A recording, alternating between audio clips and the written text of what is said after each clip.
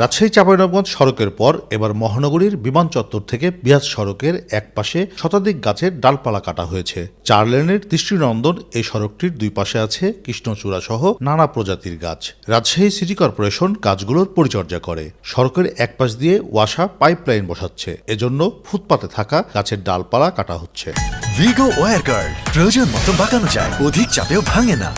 ভিগো সৌন্দর্য কমে গেছে, এটা ধরেন ডালপালা ছিল, ভালো ছিল। লোকজন ঘুরতে আসতো, এদেরকে রাস্তাতে খুব ভালো লাগতো।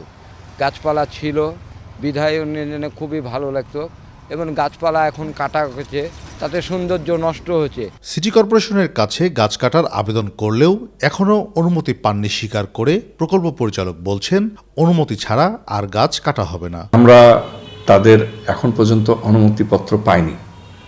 অনুমতিপত্র না পেলেও আমরা কিন্তু রাস্তাটার খুবই অল্প কিছু ডাল আমরা কেটেছি, এটা অস্বীকার করার কোনো উপায় নেই, এটা আমরা করেছি।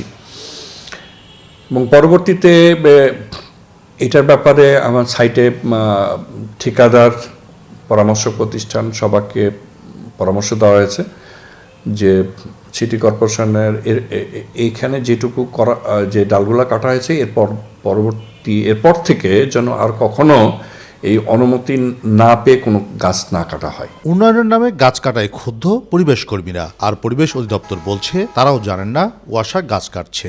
অধিদপ্তর বলেন, প্রশাসন বলেন, আইন শৃঙ্খলা বাহিনী বলেন, আর যাদের দায়িত্ব তাদের বলেন, কেউ কিন্তু এই সমস্ত মানে দেখভাল করার কেউ নেই। মনে হয় যে সমন্বিত একটু পদক্ষেপ নিলে বেশি ভালো হয়, যেহেতু একটা গাছ হতে অনেক সময় লাগে। সেই গাছগুলোকে নষ্ট না করে যদি বিকল্প কোনো ব্যবস্থা করা যেত গাছগুলোকে রক্ষা করে, তাহলে হয়তো বেশি ফলপ্রসূ হতো পরিবেশের জন্য। পানির চাহিদা মেটাতে শহর থেকে 26 কিলোমিটার দূরে গোদাগাড়ী উপজেলায় ট্রিটমেন্ট প্ল্যান্ট বসানো হচ্ছে। ওই প্রকল্পের জন্য রাজশাহী চাঁপাইনবাবগঞ্জ মহাসড়কের একপাশে গাছ কেটে সম্প্রতি সমালোচনার মুখে পড়ে ওয়াসা। কাজী শাহেদ, দেশ টিভি, রাজশাহী।